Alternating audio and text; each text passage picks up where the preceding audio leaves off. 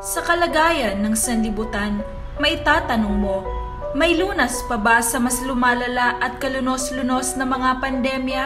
Nasaan ang Diyos sa mga panahon ng ganitong kabagabagan? Ano ang kawakasang naghihintay sa sanlibutan, lalo na sa iyong buhay? Paano mo lalapitan ang doktor na may mabisang lunas sa mga salot at mga nakamamatay na karamdaman? Pakinggan ang mga hindi mapabulaanang kasagutan sa pinagmulan at kawakasan ng mga mapamuksang pandemya sa sanlibutan, kasama si Pastor Levy Barizo Perdon, Family at Communication Director ng Southern Luzon Mission.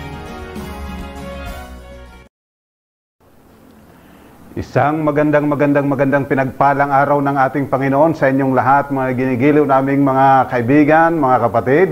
Salamat sa patuloy ninyong pagsuporta sa gawain ito at patuloy na pagsubaybay sa ating palatuntunang ito na sadyang napakahalaga sapagkat pinag-aaralan po natin ang patungkol sa pandemya at kung paano natin itong malalampasan. Ating pong napag-aralan ang tatlong makapangyarihan sa lahat na magiging suporta natin para tayo ay makalampas sa pandemya. Ang Banal na Espiritu, ang Diyos Anak at ang Diyos Ama ay handang tumulong sa atin upang labanan ang pandemya. Subalit, hindi nila magagawa ang anumang ibig nilang gawin na tulong sa atin maliban na tayo ay manampalataya at sumunod sa Kanya. Maliban tayo'y magtiwala sa Kanyang mga kautusan sa bawat isa sa atin. Napag-aralan din po natin na ang COVID ay kayang-kayang labanan. May iwasan sapagkat ang ating katawan ay nilikhang mababalang ng konti kaysa Diyos o pagkamangha-mangha ng pagkalikha ng Diyos ng ating mga katawan. Kaya't kayang-kaya nating labanan anumang uri ng virus at pandemya. Subalit, kagaya ng sinabi ko, kinakailangan natin ang pananampalataya at ang pagsunod sa Diyos. Ngayon po ang ating pag-aaralan ay ang labanan sa pandemya. Subalit bago po tayo magpatuloy, tayo po'y manalangin. Ama po naming banal, sa oras pong ito kami po'y muling lumalapit sa iyo. Patuloy na nakikiusap at nagsusumamo, iyo po nawa kaming tulungan, gabayan, pangunahan sa aming pong pag-aaral. Ang iyo pong banal na Espiritu ang makapangyarihang gumawa sa puso't isipan ng bawat isa sa amin. Ihanda po na kami makinig, umunawa ng iyong banal na salita. At patuloy nawa kaming pagkaluban ng ibayong pananampalataya sa ikaliligtas ng aming kaluluwa at sa ikaluluwalhati ng iyong dakilang pangalan at ng pangalan ng aming Panginoong sa Jesus. Amen. So tayo po ngayon ay mag-aaral, magpapatuloy sa pag-aaral ang labanan sa pandemya. Ngayon po, ang pinaglalabanan ay ang bakuna, kaninong gawa ang mabisa, at alin dito ang mas maayos. Kung hindi ako nagkakamali ay mayroong siyam na nagpapaunahan na makaproduce ng magiging pangbakuna laban sa COVID-19. Ang tanong, alin ang higit na mabisa? Subalit alam po ba ninyo na may paglalaban din laban sa pinakamalalang pandemya? Ang pandemyang walang pinalalagpas na hindi mamamatay. So ito po ang ating pag-aaralan. Ano ang lunas? At ano ang nagiging labanan sa panglunas na ito sa pandemya?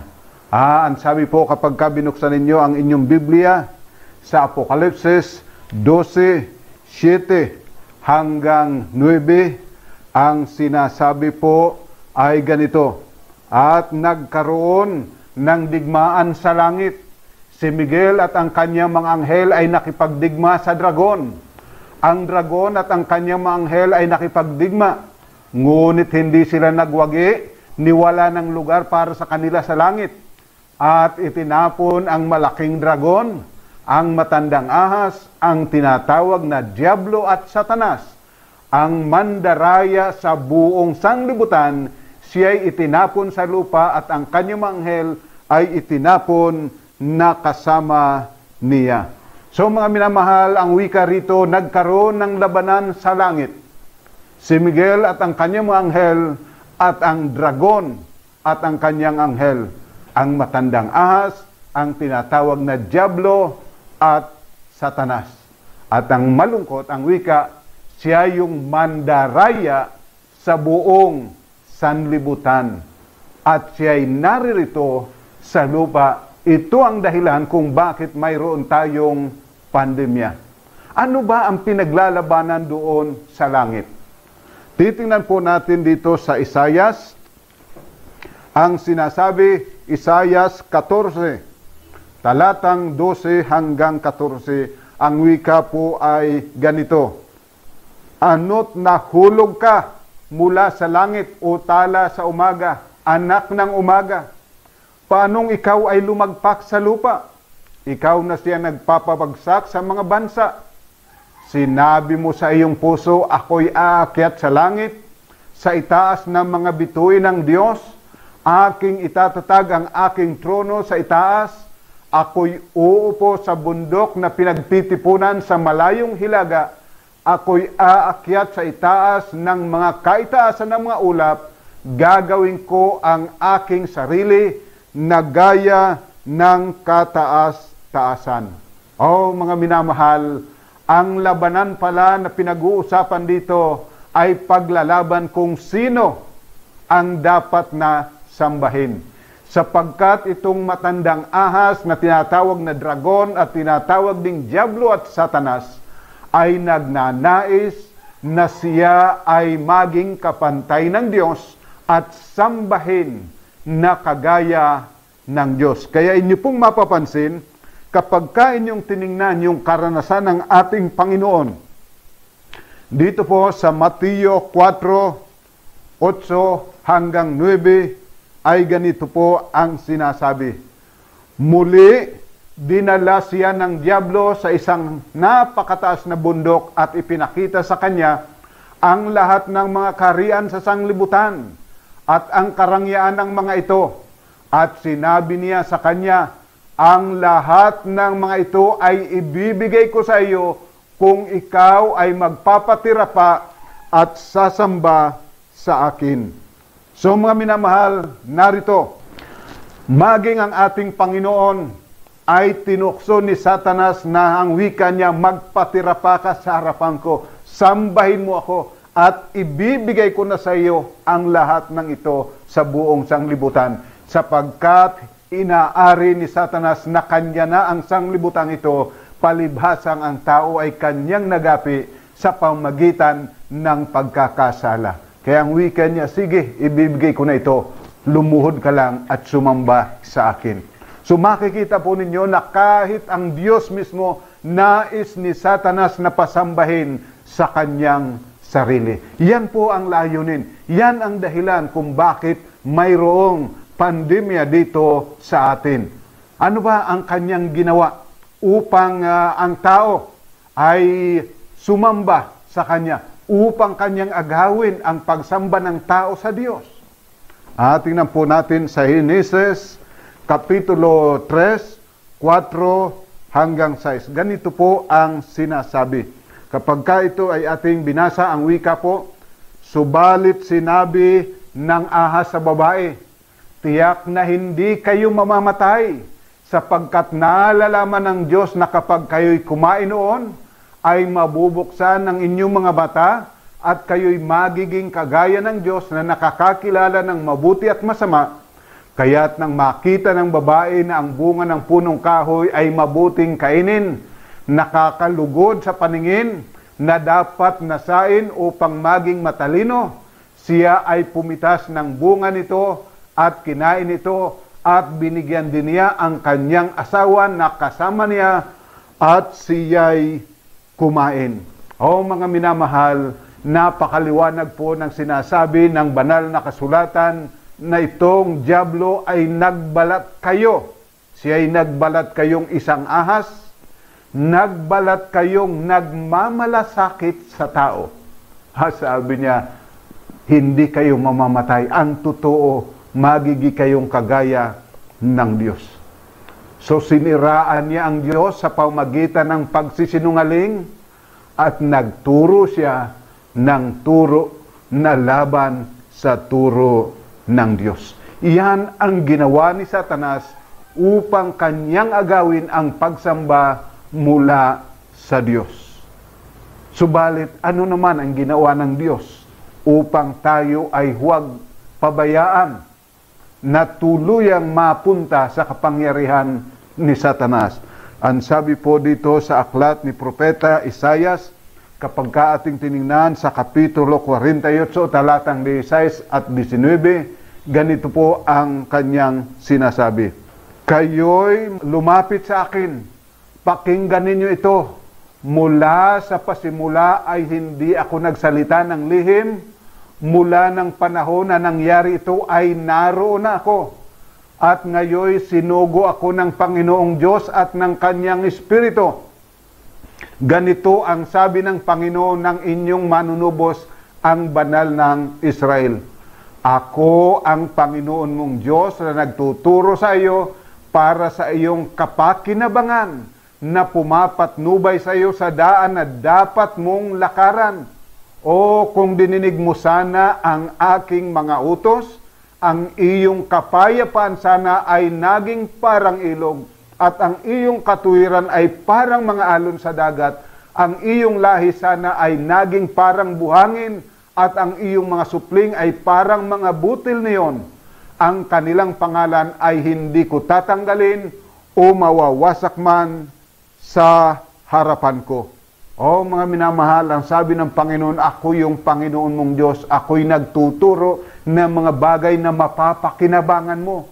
Kung iyo lang sanang dininig, iyo lang sinunod ang aking mga kautusan, ang wika ng ating Panginoon, disinsanay, ang iyong kapayapaan ay parang ilog, at ang iyong katwiran ay parang mga alon sa dagat, at ang iyong supling ay parang mga butil na yon, at ang kanilang pangalan ay hindi tatanggapin o mawawasak man sa harap ko, sabi ng ating Panginoon. Ganon kabuti ang Panginoon sa bawat isa sa atin. Kaya ang wika nga ni Haring David sa kanyang pagpapatutuo sa mga awit 94, talatang 12 hanggang 14 ay ganito po ang sabi ni Haring David. O Panginoon, mapalad ang tao na iyong sinusupil at tinuturuan ng iyong kautusan upang mabigyan siya ng kapahingahan mula sa mga araw ng kaguluhan hanggang ang hukay para sa masama ay maihanda, sapagkat hindi itatakwil ng Panginoon ang bayan niya, hindi iiwan ang kanyang mana. O mga minamahal, hindi raw niya iiwan ang kanyang mana. Ang wika, mabibigyan sana ng kapahingahan mula sa mga araw ng kaguluhan. Mga minamahal, magkaroon man ng pandemya at ano pa mang mga pangyayari sa lupang ito, kung tayo ay nagtitiwala sa Panginoon at sinusunod natin yung kanyang mga kautusan, ang wika riyan, tayo ay magkakaroon ng kapahingahan. Tayo ay magkakaroon ng kapanatagan, tayo ay magkakaroon ng katiyakan na kailanman hindi tayo maano, sapagkat ang ating katawan ay malakas, palibhasang sinusunod natin ang utos at tagubilin ng Diyos na siyang paraan upang maingatan itong ating katawan na ito na matibay, matatag at malusog. Kaya mga minamahal, ang Panginoon nagnanais na siya ang ating sundin. Ang sabi po sa awit sa ika-119 na kapitulo at sa talatang 164 at 165, ganito po ang sabi ni Haring David. 7 ulit sa isang araw ikaw ay pinupuri ko, sapagkat matuwid ang mga batas mo. May dakilang kapayapaan ang mga umiibig sa iyong kautusan. Walang anuman sa kanila ay makapagpapabuwal. O mga minamahal, kapag tayo pala ay sumusunod sa mga kautusan ng Diyos, walang sino man na maaaring magpakabuwal sa atin. Kaya napakahalaga na ating sundin ang kalooban ng ating Panginoon.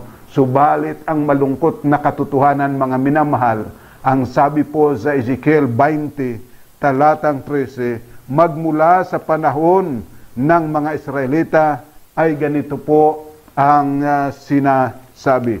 20:13, ngunit ang sambahayan ng Israel ay naghimagsik laban sa akin sa ilang, sila'y hindi lumakad ng ayon sa aking mga tuntunin, kundi kanilang itinakwil ang aking mga batas, na kung sundin ay mabubuhay ang bawat isa, at ang aking mga sabat ay kanilang lubhang nilapastangan. O mga minamahal, ang wika ng Panginoon, kung sinunod lamang ng mga Israelita ang aking kautusan, ang layo ng aking batas ay upang mabuhay ang bawat isa. Subalit kanilang nilapastangan. At hanggang ngayon nakalulungkot, hindi pa rin tayo natututo na sundin ang batas at ang kautusan ng Diyos upang tayo ay magkaroon ng kapanatagan. Nananatili na ang diablo ang nasusunod sa sanglibutang ito. Sapagkat ang kautusan ng Diyos ay tunay na mabisa, tunay na makapag-iingat sa atin, ginawa ng kaaway na ito'y sirain. Kapag tinignan po ninyo dito sa Ezekiel o sa Daniel, Kapitulo 7, talatang 25, ganito po ang wika. At siya'y magsasalita laban sa kataas-taasan, at lilipulin niya ang mga banal ng kataas-taasan, at kaniyang iisiping baguhin ang panahon at ang kautusan, at sila'y ibibigay sa kanyang kamay hanggang sa isang panahon, mga panahon, at kalahati ng isang panahon. O mga minamahal, ang wika, itong si Satanas ay nagsalita ng mga salitang laban sa salita ng kataas-taasan upang kanyang malipol ang mga banal sa pamamagitan ng pagbago ng panahon at pagbago ng kautusan ng Diyos. Ito po ang malungkot, sapagkat binago ni Satanas ang kautusan ng Diyos upang ikaw at ako, tayong lahat, ay kanyang maipahamak.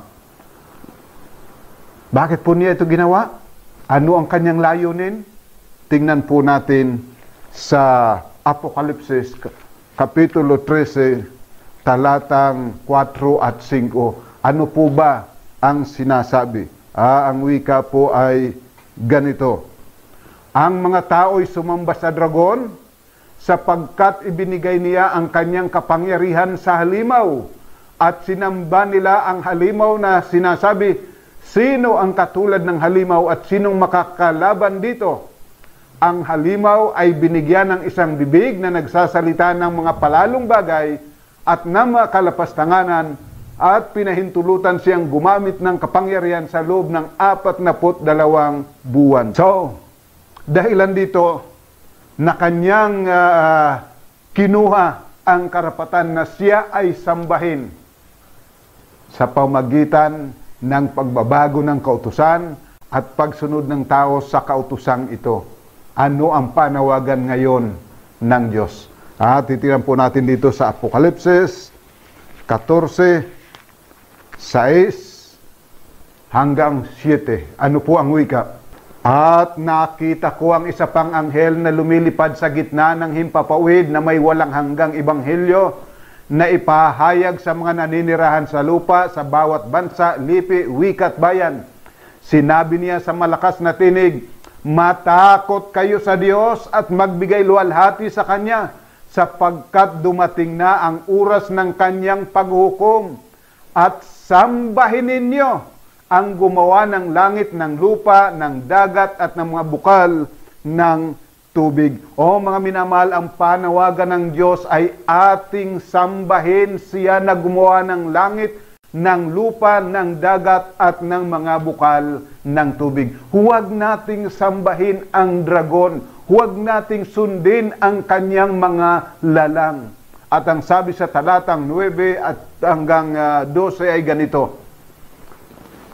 At isa pang anghel, ang pangatlo ay sumunod sa kanila na sinasabi sa malakas na tinig, kung ang sinuman ay sumasamba sa halimaw at sa kanyang larawan at tumatanggap ng tanda sa kanyang noo o sa kanyang kamay, ay iinom din naman ang alak ng puot ng Diyos na inihahandang walang halo sa kupa ng kanyang puot at pahihirapan sa apoy at asopre sa harapan ng mga banal na anghel at sa harapan ng kordero, at ang usok ng hirap nila ay papailang lang magpakailanman, at sila'y walang kapahingahan araw at gabi, silang mga sumasamba sa halimaw at sa larawan nito, at sino mang tumatanggap ng tanda ng kanyang pangalan.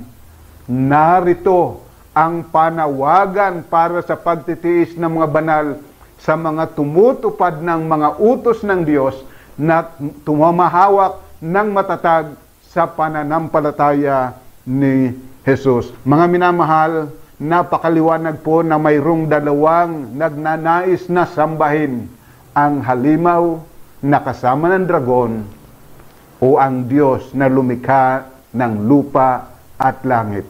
Kaya mayroong panawagan. Ang panawagan po, narito ang panawagan para sa pagtitiis ng mga banal, sa mga tumutupad sa mga utos ng Diyos at humahawak ng matatag sa pananampalataya ni Jesus. Mga minamahal, tayo po ay tinatawagan.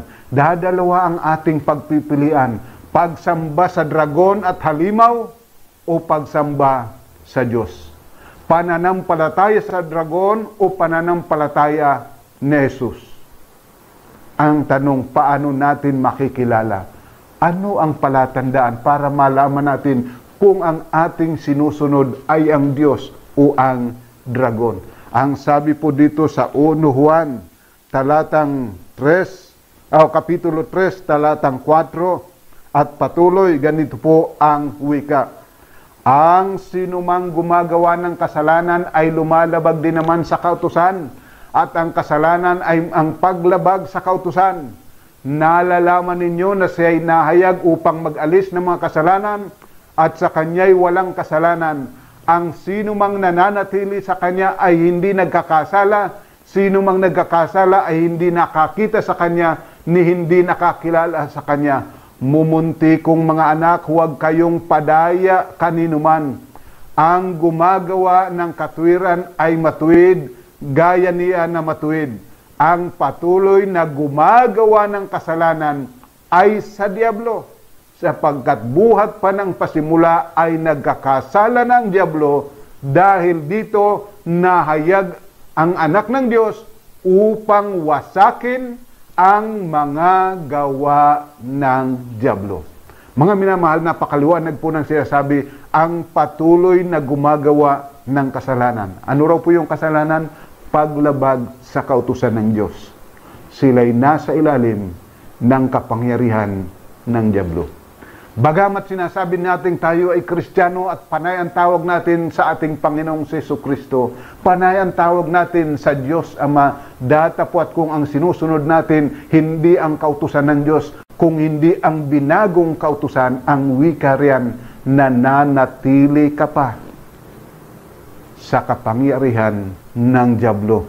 Nananatili ka pang ikay anak ng diablo. Sapagkat ang sabi po sa talatang 9 at 10 ay ganito, ang sinumang ipinanganak ng Diyos ay hindi patuloy na nagkakasala, sapagkat ang kanyang binhi ay nananatili sa kanya at hindi siya maaaring magkasala sapagkat siya ay ipinanganak ng Diyos. Sa ganito nahayag ang mga anak ng Diyos at ang mga anak ng diablo. Ang sinumang hindi gumagawa ng katuwiran ay hindi sa Diyos, pati ang hindi umiibig sa kanyang kapatid. Mga minamahal, napakaliwanag po ng sinasabi ng banal na kasulatan. Ang iba ang sinasabi, yan tanda ika ng hayop, microchips. Maliwanag po ang sinasabi ng banal na kasulatan. Makikilala mo ang anak ng Diyos at hindi anak ng Diyos sa pamagitan ng kanilang sinusunod. Kautusan ng Diyos binagong kautusan ng Diyos. Kaya ang panawagan po ng ating Panginoon sa Apokalipsis 18, talatang 1 hanggang 5 ay ganito po. Pagkatapos ng mga bagay na ito ay nakita ko ang isa pang anghel na nanaog mula sa langit na may dakilang kapangyarihan at ang lupa ay naliwanagan ng kanyang kaluwalhatian at siya ay sumigaw ng may malakas na tinig na nagsasabi, bumagsak, bumagsak ang dakilang Babilonya. Ito'y naging tirahan ng mga demonyo. Pugad ng bawat espiritong karumaldumal at pugad ng bawat karumaldumal at kasuklam-suklam ng mga ibon. Sapagkat lahat ng mga bansa ay uminom ng alak ng galit ng kanyang pakikiapid at ang mga hari sa lupa ay nakiapid sa kanya at ang mga nangangalakal sa lupa ay yumaman dahil sa kapangyarihan ng kanyang kalayawan. At narinig ko ang isa pang tinig mula sa langit na nagsasabi, magsilabas kayo sa kanya bayan ko upang huwag kayong madamay sa kanyang mga kasalanan at huwag kayong makabahagi sa kanyang mga salot sapagkat ang kanyang mga kasalanan ay nagkapatong-patong na umabot hanggang sa langit at natatandaan ng Diyos ang kanyang mga kasalanan. O mga minamahal, napakaliwanag po ng sinasabi ng banal na kasulatan na dumating na ang panahon na ang buong sanglibutan, lahat ng bansa ay ang sinusunod ay ang turo at aral ng kaaway. Kaya nga't ang wika, ang sanglibutang ito ay naging tahanan na ng mga demonyo. Hindi katakataka. Andyan yung pumapatay ng walang kalaban-laban. Andyan yung mga karumaldumal na mga gawain sa sanglibutang ito sapagkat ang wika, ang sanglibutang ito ay pawang nagpakaligaw at lumayo sa ating Panginoong Diyos. Hindi sinusunod yung kanyang mga kautusan. Subalit ang wika ng Panginoon sa kalagitnaan ng kasamaan ng sanglibutang ito ay mayroon pa siyang mga anak at ang wika niya, ang pakiusap niya, lumabas kayo sa kanya bayan ko. Huwag kayong makiramay sa kanyang kasalanan. Ibig sabihin, huwag ninyong sundin ang kanyang mga kautusan, manatili kayo sa kautusan ng Diyos. Mga minamahal, sa panahong ito, alin ang susundin mo? Utos ng Diyos o utos na binago? Sino ang sasambahin mo? Ang lumikha ng langit at ng lupa o siyang nagpapahamak ng lupa? Kaibigan, maaari po ba i-comment mo sa inyo sa chat box ang inyong kapasyahan? Sino ang iyong susundin? Alin ang susundin mo? Sapagkat ang Panginoon nagnanais na ikay anyayahan na kanyang maging anak. Ikaw, kaibigan ko, ang pipili. Sa susunod, pag-aaralan po natin pagkilala sa Diyos. Subalit sa ngayon, nais ko pong sabihin sa inyo na ang Diyos ay nagnanais na ikay ingatan, ikay tulungan, ikay iligtas. Subalit nangangailangan niya ng pananampalataya at pagsunod sa kanyang kautusan. Tayo po'y manalangin. Ama po naming banal, sa oras pong ito, kami po'y lumalapit sa iyo. Nagpapasalamat na ikaw na aming Diyos ay patuloy na nananawagan. Ikaw ay hindi gumigive up sa amin. Ibig mo pa rin na kami ay maging iyong bayan, maging iyong anak. O Amang Banal, akin pong idadalangin na iyo pong pagpalain itong aming mga kaibigan na ito na nanunood ng programang ito. Patuloy po nang ipagkaloob sa kanila ang ibayong pananampalataya at pag-ibig na kami matutong sumunod sa iyong kautusan. Maranasan namin kung paanong ikay nag-iingat, nagpapala at namamatnubay. O Amang Banal, ipagpatawad mo po nawa lahat ng aming pagkukulang at pagkakasala at magbuhat ngayon ang iyong pag-ibig nawa ang maging aming inspirasyon sa ngalan po ng aming Panginoong sa Jesus. Amen. Buhay mga minamahal, ang pag-ibig ng Diyos sumaating lahat. Tatandaan po sa susunod nating pag-aaral, pagkilala sa Diyos. God bless us all.